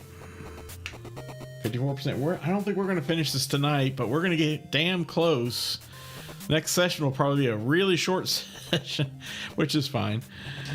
Unless there is a long hall with many archways. Indeed. A chunk of the wall has fallen off, revealing a mechanism built of connected gears. It continues up towards the torch holder. It's a slot in the wall here intended to hold the torch. No shit. While looking, your eye is drawn to the mechanisms within the wall just below it. Indeed. I seem to remember that at some point we had to burn this rug to reveal something. I don't know. There's a large banquet hall through this doorway. This room has collapsed and the rubble is completely blocking the entrance. And you see a single desk and a small library. I think is this the room I remember it being? Actually, first, can we do anything with these gears? No, at least not barehanded. Let's hit them. Boom. That's smarts.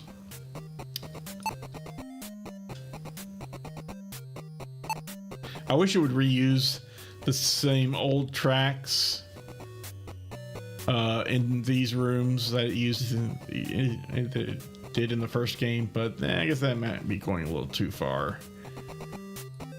And that's fair. It would almost seem lazy if it did that, if the developers did that. Okay, no, I don't really see anything here that could help. Maybe the pickaxe.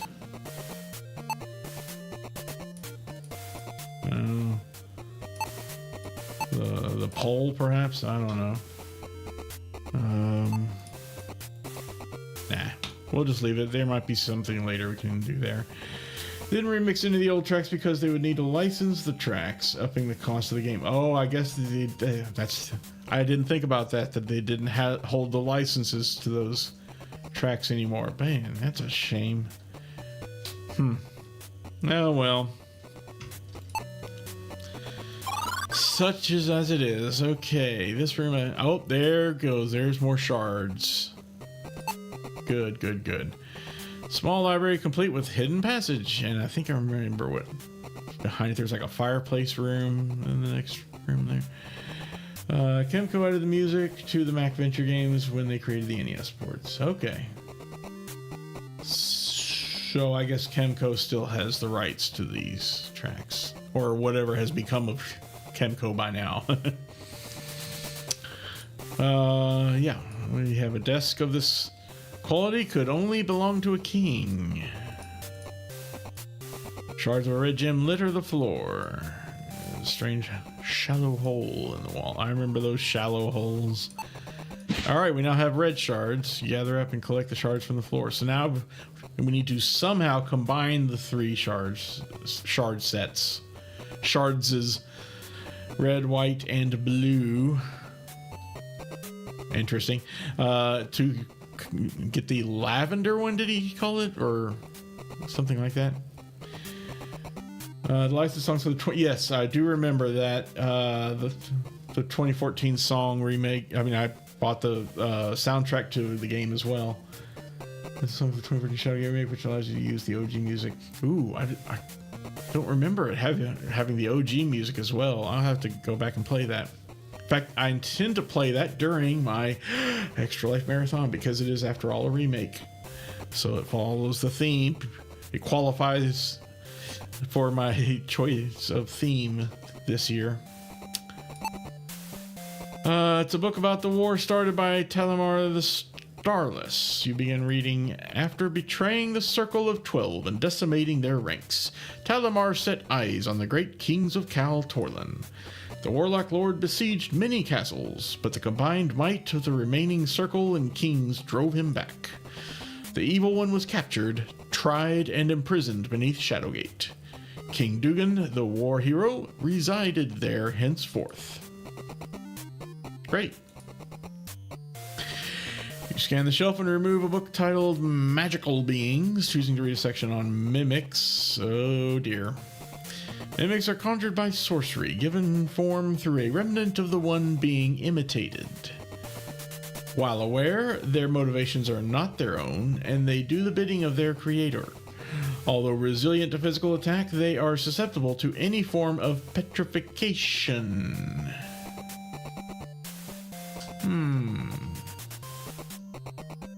I'll have to think about that. It's the entire set of the Encyclopedia Juridica, of course. You open to an entry called A Study on Apotheosis. The excavation of ruins, whose builders are long lost to time, yielded drawings and tales of one who became as a god. Tales pointed to combining magical artifacts, nay, potent amplifiers, with a staff of incalculable power. The unity generates essentially infinite amounts of energy, free to be harnessed by whoever could survive such a force. Thus far, our attempts have failed most spectacularly. The page has a crude image of a man holding a sphere-topped staff. Are there any other books? Are these individual? No, it's just each shelf is its own book, I guess. Yeah, including this one here.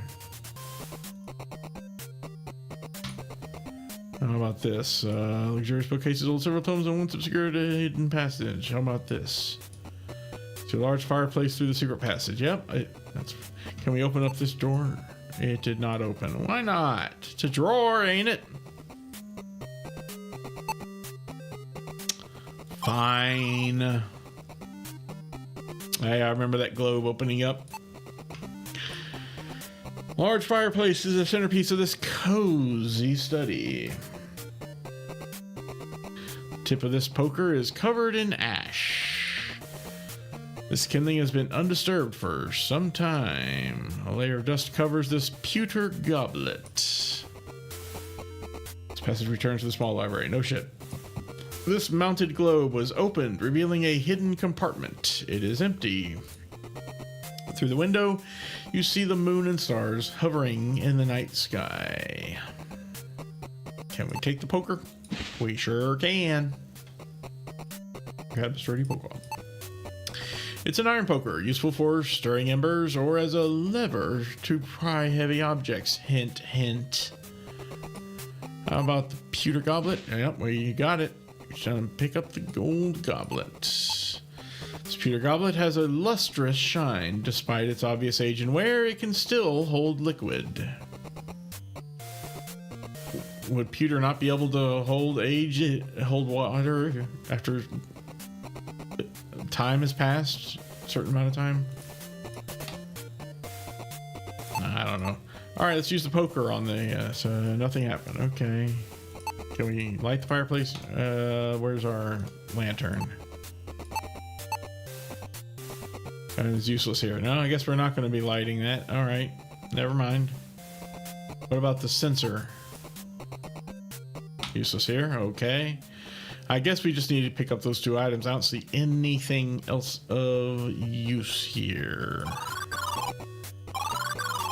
Okay. Now let's try using the poker in here. Nope, nothing happened. Alright, well, we can't go in there, but we can go up here. I remember this a little bit. This majestic banquet hall has seen better days. Indeed it has. Ah, that's the rug we had to burn. Now I remember it. See a long red rug in this hallway filled with doors.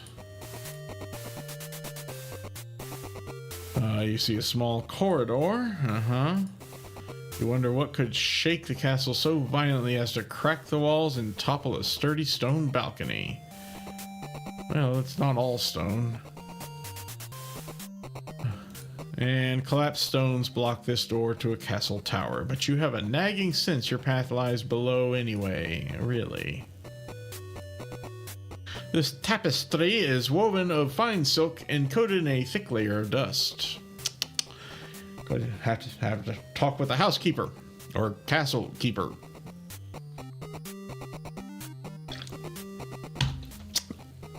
Okay. Oh, there was someplace else to go there?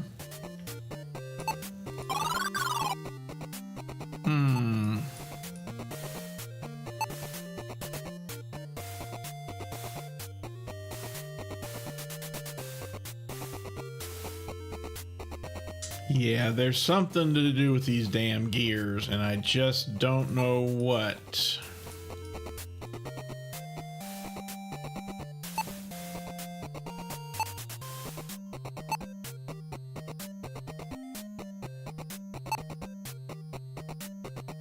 Can we stick the pole in there? Nope. Okay. Maybe we'll come back having gotten, you know, the correct stuff needed for that. All right, well, let's go through here. I don't remember this hallway. Arched doorways await you in this small corridor. The usual thing there. Arched doorways. Yep. Small throne room is beyond this archway. Oh, I think now it's starting to come back to me a little bit. These boards have been hastily nailed to the doorway, blocking it off. With the right tool, hint, hint, you may be able to break through. Sure, but before I do, let's check out the room that's already open. Oh, look at that. Actually, we probably want to check out that other room first. As you enter the throne room, you are startled by a figure sitting on the throne. Like the castle, this once regal monarch is decaying with time and looks quite dead, yet you feel you are being watched. It's a small throne room, no shit. It is a golden crown fit for a king. The jewel-studded scepter must have belonged to the deceased king. The skull looks as if it is stuck in a silent scream. Yikes. Skeleton once belonged to a king. You are sure misfortune will find you if you disturb its belongings. Aha, okay, fair. These stairs ascend into an underground hallway, which I think that is the continuation, so we'll save that for later. Small throne room. Here we go. A ring is stuck inside this pillar. That must be the key to opening the secret tunnel under the throne. Indeed.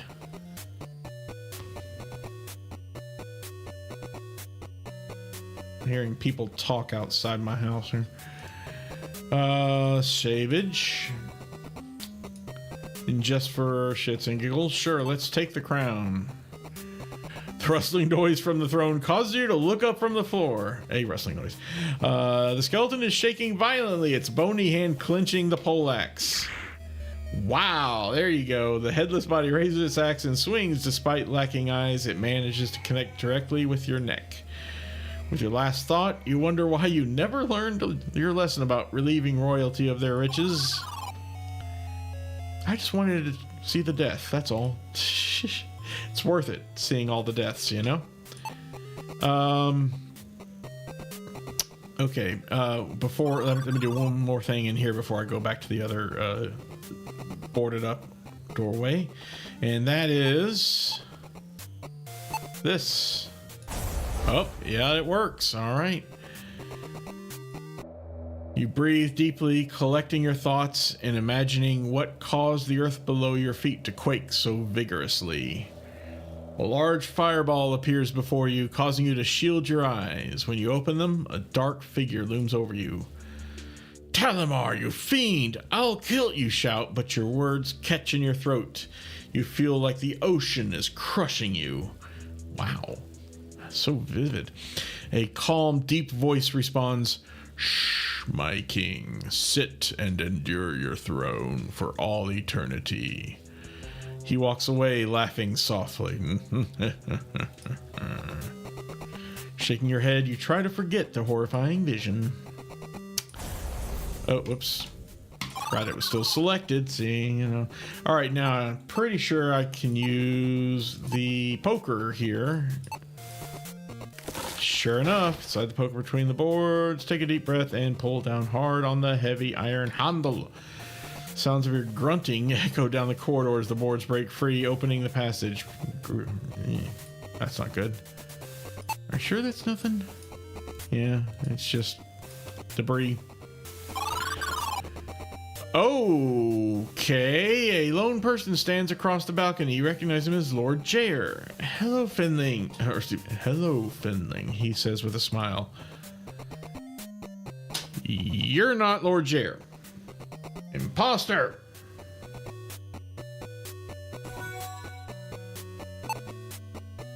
You are grateful to see a familiar face, but how did Lord Jair reach Castle Shadowgate so quickly? Because he's not.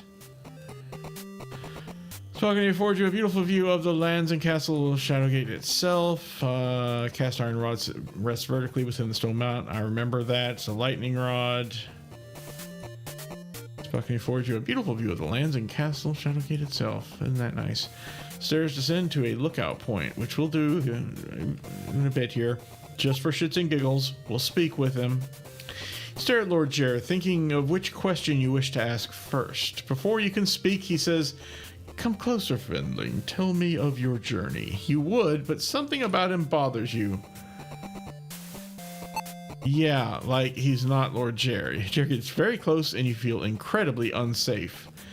So I'm going to use, I think, bottle 6 on him, maybe? Jair smiles at you and moves closer. It is only when you are a mere feet... Okay, I guess that didn't work. Mere feet away that you see his face curl into a hideous sneer. He sinks a dagger between your ribs over and over again. Wow, easy, buddy. Slicing through a lung and flooding your chest with blood. Yeah, I already knew he was a mimic. We read about mimics. Of course, we're going to run into a freaking mimic. Can we load up our crossbow and shoot him? Will the game let us?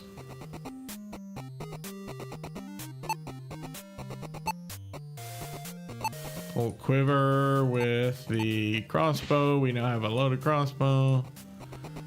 And we'll use the loaded crossbow on Jair. Wow! Before you can raise your arm, Jair rushes across the battlement and stands just before you. Stunned by the speed of his movement, you don't notice the dagger he withdraws until it is plunged into your chest. Hear him cackling as he stabs you repeatedly until your senses fade and death takes you. Wow, so we can't even shoot him.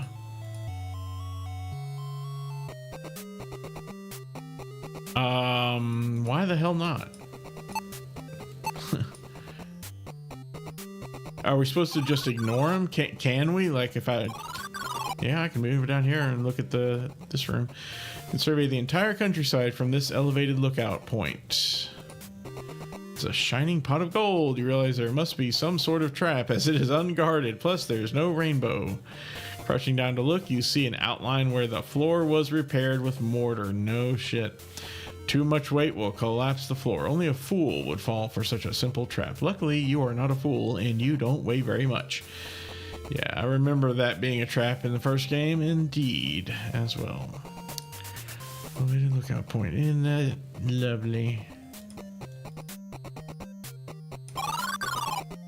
Yeah, maybe we're just supposed to leave him alone. Or maybe we're supposed to do something with that right there. Can we cast a spell? It does something to him.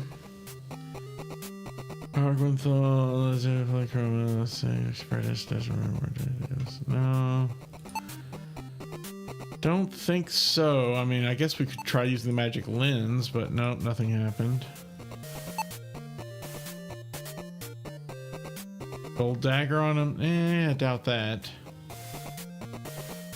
I mean, if we can't even use a crossbow on him, then we can't use a melee weapon as well either, I'm sure. Burn him, throw the lantern at him. Nah. The sensor? Does not work. Nope. Scythe? Before you can raise your arm, yeah, he does it again. Okay. Well, we're gonna have to stop here. It is right at 11 on my clock, so that'll give me some time to think about this. Again, I'll save, and we'll continue this later, probably 2 nights from tonight. We're so close to the end here. 30% of this chapter to go. So that'll be it for me for tonight. Thank you so much for watching. For anyone who is still in chat, like Tigress here, thank you so much for having a nice little chat with me and watching me play. I stream 3 nights a week, Tuesdays and Thursdays at 9 p.m. Eastern and Sundays at 3 p.m. Eastern, so just for your time zone. Let's see if any of my peeps, people I follow, are streaming right now, and if so, I could go ahead and raid them. Let's see. And not really, no. Okay, that's fine. So we're just gonna call it quits here then, which is fine and dandy. So yeah, like I said, thank you so much for watching. Please, if you can, tune in to Extra Life, the Extra Life Marathon on the first weekend of November. Friday and Saturday, actually, technically, the first 2 days of November. And donate to Extra Life if you have the wherewithal to do so, and that'll be the last time I plug that for today. So I hope to see you in the next video and stream, or one or the other at least. And until then, please take care and stay safe out there.